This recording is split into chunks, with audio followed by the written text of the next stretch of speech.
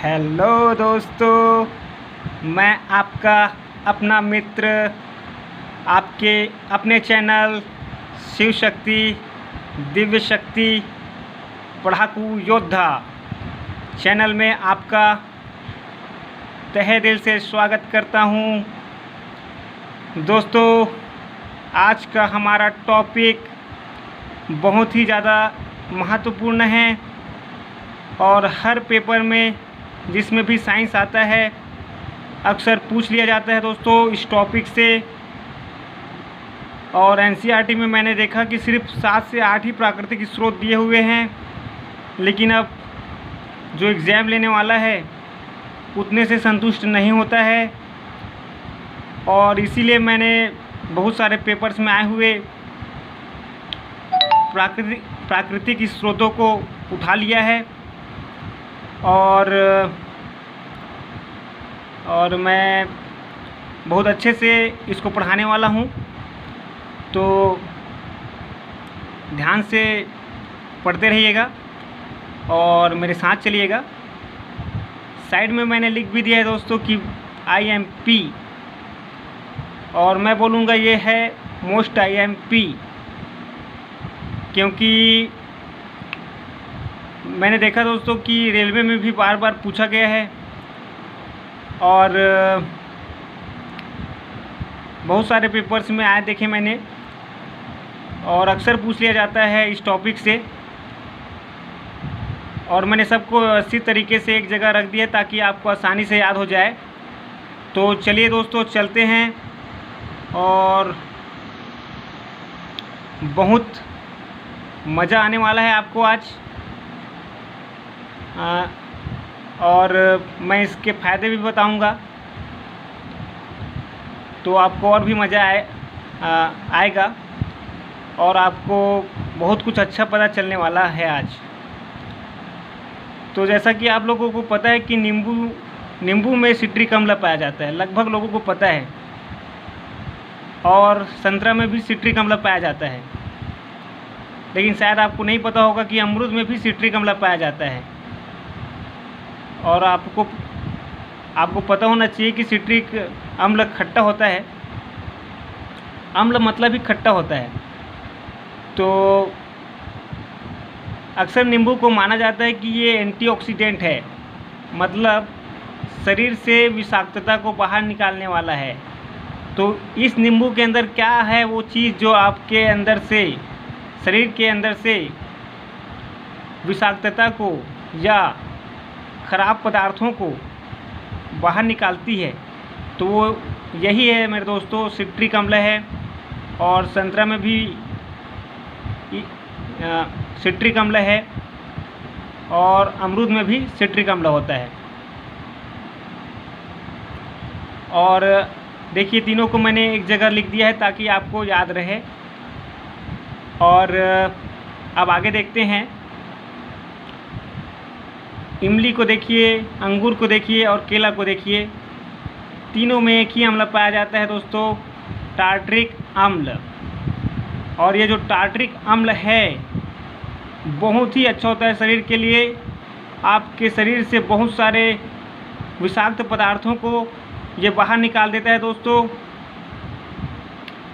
जैसा कि हमारे शरीर को ज़रूरत भी होती है कि इसको लगातार रिफ़्रेश किया जाए, तो ये रिफ़्रेशर का काम यही अम्ल लोग करते हैं। जैसा कि आप अंगूर खाते हैं तो आपको टार्ट्रिक अम्ल मिलता है, अगर आप केला खाते हैं तो आपको टार्ट्रिक अम्ल मिलता है। इमली में भी यही अम्ल होता है मेरे दोस्तों, टार्ट्रिक अम्ल।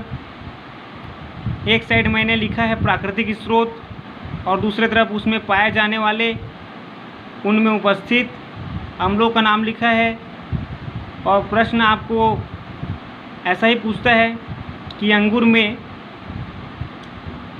या केले में कौन सा एंटीऑक्सीडेंट पाया जाता है, या वो पूछेगा कि अंगूर या केले में कौन सा अम्ल पाया जाता है, तब आप बताएंगे कि वह अम्ल जो है टार्ट्रिक अम्ल है।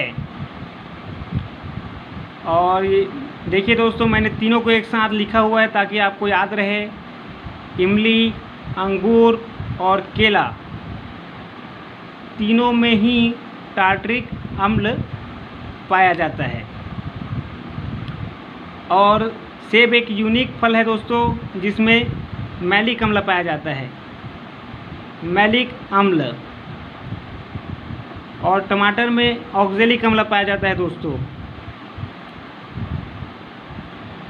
और पालक में भी ऑक्जेलिक अम्ल पाया जाता है। तो दो चीज़ें आप याद रखिए, टमाटर और पालक, इनमें ऑक्जेलिक अम्ल पाया जाता है। देखिए, ऑक्जेलिक अम्ल बहुत ही महत्वपूर्ण अम्ल है दोस्तों। इसका उपयोग फोटोग्राफी में भी होता है।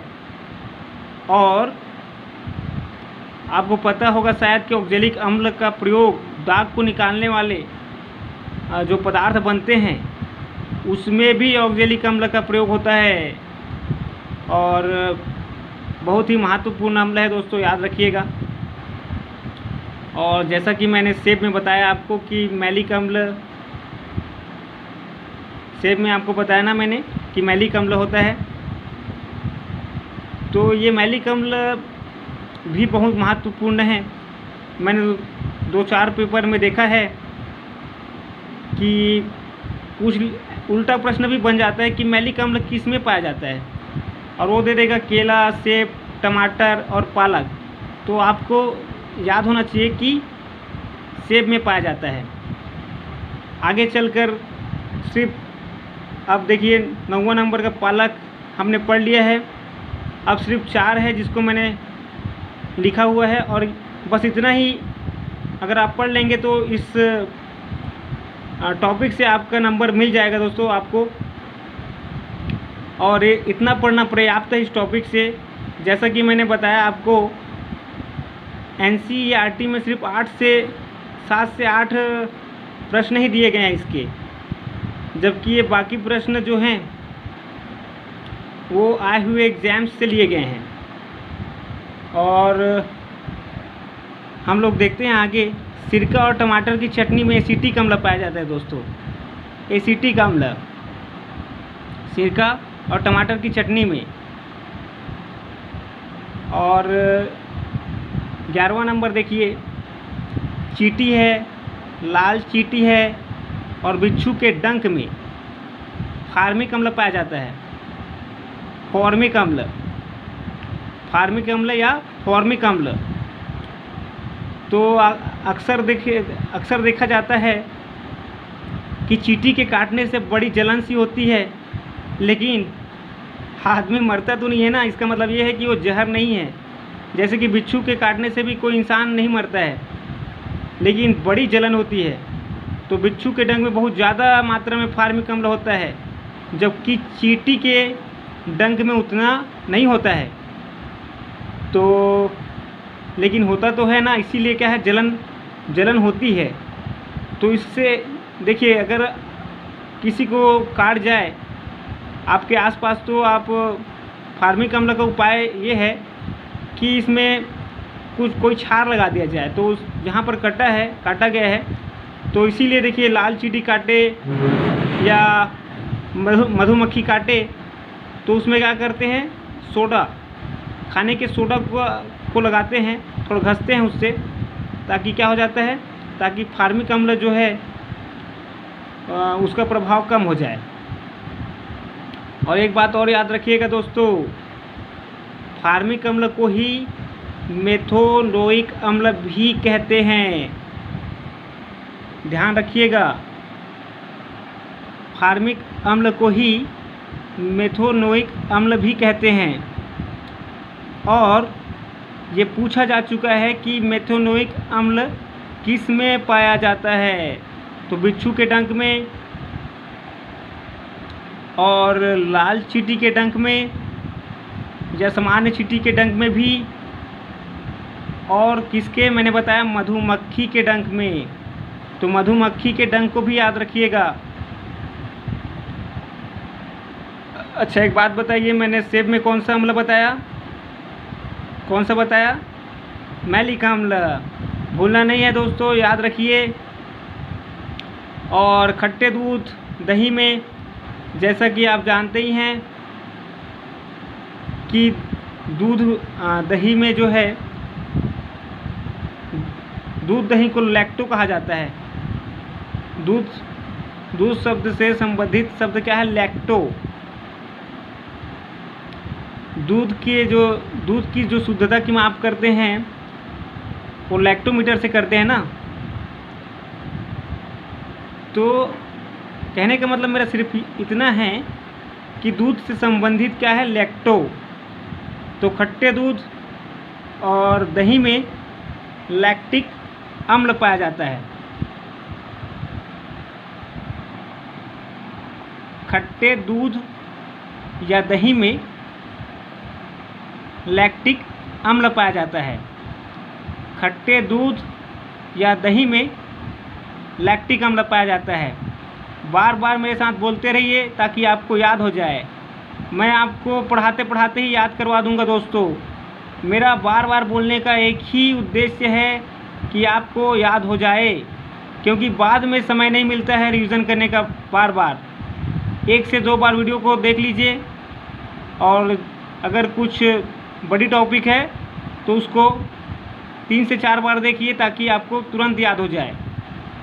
और देखते हैं दोस्तों, अमाशय में हमारे पेट में हाइड्रोक्लोरिक अम्ल बनता है। क्या बनता है? हाइड्रोक्लोरिक अम्ल, जिसे HCl अम्ल भी कहते हैं। और इसी की ज़्यादा मात्रा बन जाने से पेट में एसिडिटी हो जाती है। तो उसका इलाज करने के लिए क्या करते हैं? क्षारीय पदार्थों से बना जो दवाई है वो खाते हैं।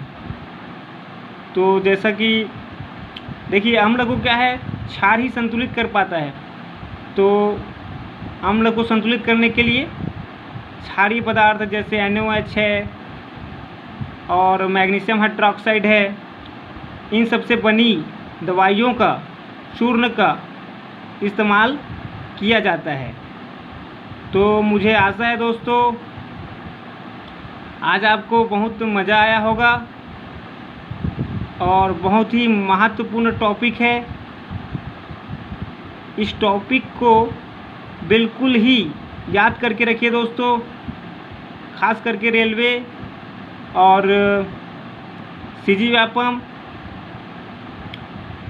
और CGPSC, SSC, इन पेपर्स में ज़्यादा लाभकारी हैं। तो आज के लिए ठीक है दोस्तों,